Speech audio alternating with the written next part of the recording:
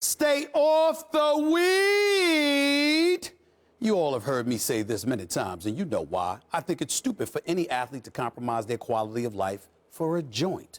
So if I had a problem with the Cowboys' Randy Gregory getting suspended for a year, with Josh Gordon losing years and millions, I damn sure I'm not about to apologize for going off about Martavis Bryant losing millions and costing the Pittsburgh Steelers a Super Bowl title, in my estimation. Even Bryant has to understand you deserve to be criticized for missing 23 games in 3 seasons due to drug-related suspensions. However, I must admit, I've reflected on this matter quite a bit. Max Kellerman would be proud of me. Even talked with a few folks who've used pot, potheads included, about the insatiable appetite for greener pastures. Essentially, I must admit some modification has taken place, provoking me to at least say this much.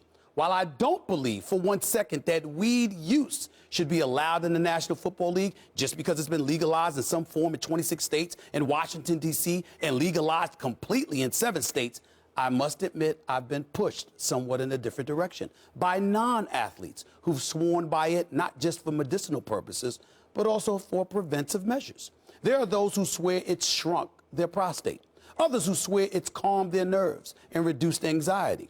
Combine that with the stress and strains of the modern day world, coupled with the reality that according to predictions by the Tax Foundation, legalized marijuana could generate upwards of $28 billion in tax revenue for federal, state, and local governments.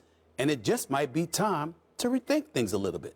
Allow it unsupervised, to the point where a player could literally put on pads and helmets or shorts and a jersey and puff right up until the national anthem is playing before a contest?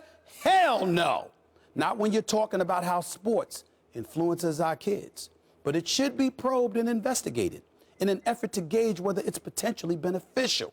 The time may have arrived to actually at least start thinking about a remedy. At this point, what choice do we have?